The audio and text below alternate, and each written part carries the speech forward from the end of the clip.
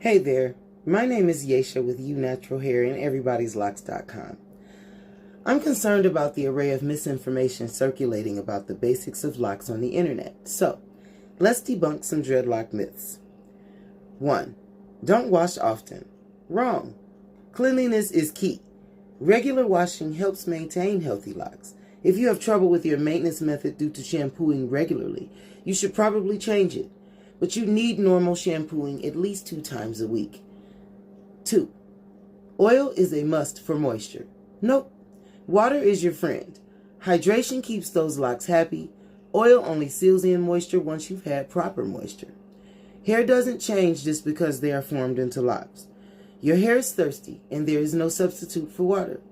So you must really take in consideration to how much water you may need and soak your hair really good because water is necessary for all moisture.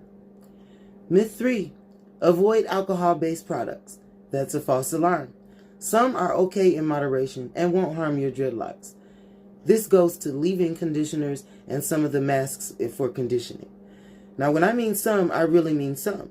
Fruit-based alcohols are the safest to use, so you want to check the back and the label to make sure. Myth 4. No conditioning allowed. That is so not true.